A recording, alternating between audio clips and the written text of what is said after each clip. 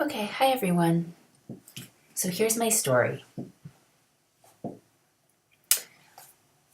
Back in 20 June of 2014, my long-term partner and I decided to get married because we were having a baby, and we decided that this legally would make things go a little bit more smoothly because we're a same-sex couple. So we got married on my birthday, and our plan was to then leave and go to Vermont. We weren't calling it a honeymoon necessarily, but just kind of a birthday celebration weekend, post getting married weekend getaway in Vermont, which I had set up for us through Airbnb. I had selected this rustic cabin in the woods. But close by to some beautiful roads for biking, which we really enjoy doing together, and some cool sights to go see. And I love Vermont. So all went well. Our midwife married us. We went across the street to Junior's for junk food afterwards, and then we packed up the car and put our bikes on the back and headed to Vermont. We did have to stop, and my partner, by then she was my wife, had to stop and do some work along the way. Anyways, okay, so we get to Vermont. It's now dark, and we're using GPS, but we're kind of in the middle of nowhere. We're on remote dirt roads. The signal, we don't have great cell service. The GPS is hanging in and everything, but we clearly don't know exactly where we are. And it's an Airbnb, and the owners had let me know that they probably wouldn't be home, that they were at their son or daughter's graduation, and that, they described what the property would look like, and to let us, that we would just let ourselves into this little cabin and begin our little vacation. So we're driving down this dirt road. It's impossible. I mean, the houses are so far apart, first of all, and it's impossible. There's no numbers on the houses. There's no mailboxes. There's no real sign of anything. You can't see the houses. They're set so far back from the road. So we pull into this one driveway, and it's clearly not, like, once we pull in and can actually see the property where the house is, it's clearly not the property that we were looking for. It doesn't match the pictures. There's no, this was two buildings, so we were renting this cabin, but they also, the owners had their own home on the property. There's not two houses. There's just this one house, and this woman comes flying out into the front porch and starts yelling at us, "What do you want? What do you want?" So Dawn just quickly sticks her head out the window and yells, "So sorry," and just tries to get out of this driveway. But it's also dirt, and it's wet, and it's dark, and it's very difficult to see. And it's kind of, there's a hill. We're down at the bottom of a hill, and so she's trying to get back up. And so we're kind of like skidding around in this person's driveway. She's clearly very angry with us. And then we get back out. And so Dawn's starting to get angry. And so we eventually find the property, and we go into this little cabin, and it's June, but it's quite cold. It's probably in the 50s, especially at night, and it's dark, very dark by now. And there's no heat. It's only heated by a wood stove, which they were supposedly going to have wood there for, but there really wasn't any wood to speak of. There was a little bit of kindling, a tiny bit, but not a lot. So I set about lighting a fire, and I have to go outside in the dark and try to find wood for this fire. And Dawn discovers that there's also no running water, and there's a composting toilet. So she's just become very agitated at this point. Like, we've been driving for a very long time. We've gotten lost. We've gotten yelled at. We're in the middle of nowhere. It's very dark. These are all things that she's not, like, she's someone who doesn't really like to leave the house that much. So she's clearly uncomfortable. She's getting agitated. I'm struggling to get this fire going because the wood outside is wet.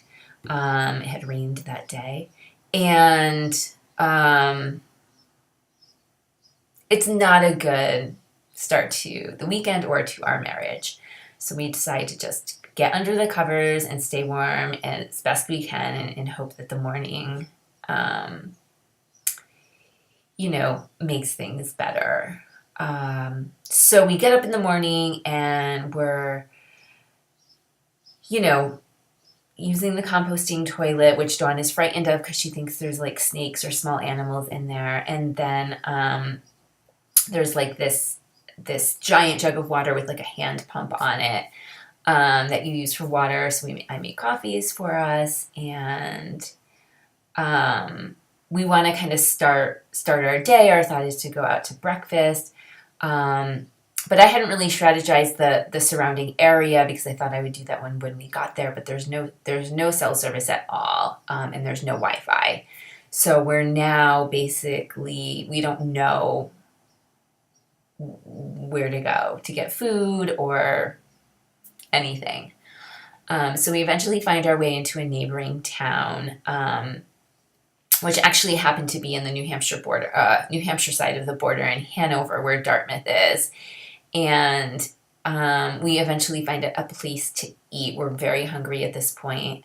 And the Dartmouth must have been having some sort of reunion or alumni weekend. And the place is just mobbed with very mostly wealthy, very preppy, like collared shirts and kind of iron shorts. And we, meanwhile, have not showered because there is no shower. And we have just come out of the woods without a shower. And so we clearly don't fit in here at all. So we have our breakfast. We speak very little. I keep trying to get, to kind of look stuff up while I have access to cell service and Wi-Fi, to kind of get our bearings of where we are. But it's not going well. Dawn's basically like, she's done. She's like, I'm done with this. I want to go home. I'm not staying here. So we kind of go back and forth about that for a while. I'm just like, let's just go back, get on our bikes, get on the road. I think that's going to make us both feel a lot better. And, things will start to look up once we've been out on these beautiful roads on our bikes. And I think you'll be happier. So we go back to the cabin, and we had baked a cake. So both for my birthday and for our wedding, we had made a cake, and we brought what remained of it of the cake with us to the cabin. So we decided to have a piece of this cake, and I'm eating my cake, and Dawn snaps a picture of me eating my cake, and so I upload it to Facebook. And I look very happy because I love cake, and it's chocolate and delicious, and I'm really happy that I'm eating this cake, and so I upload it to Facebook. But in the meantime, I'm texting my friend, one of my best friends, and I'm telling her, things are not going well. Like, this is a rocky start. I swear we're going to end up divorced, and Dawn wants to go home, and I don't know what to do. And I was just very upset, and I was feeling really bummed out and just not happy with the situation, obviously. And so she's texting back and forth with me, and then I'm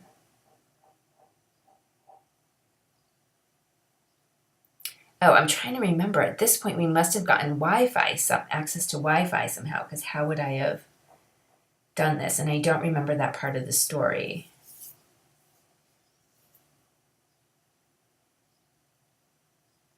But I think what must have happened, though I don't remember this part of the story, is that the owners must have come home that, from the previous night and checked, and we must have checked in with them and found out that we actually did have access to Wi-Fi, which probably changed things quite a bit.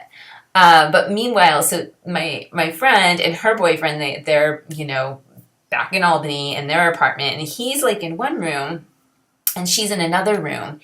And he said, "Oh, it looks like Jen and Dawn are having a great time on their vacation, on their weekend away." And Tara says, "What are you talking about? Why do you think this?" Because meanwhile, she's like behind the scenes with me about how horrible everything is, and we're like completely off the grid, and Dawn's freaking out. And Josh says, "Well, on Facebook, there's this picture that of Jen eating this chocolate cake, and she looks really pleased, and so it just looks like they're having fun in this cabin." And so this is just, to me, one of these classic case scenarios of what we already know, right? Which is that life on Facebook looks, it's the good stuff, it's the happy stuff, it's the pretty stuff, it's the yummy cakes, but it's not like what's actually happening behind the scenes, which is basically me texting in freak out mode about how we're going to end up divorced, which did not happen.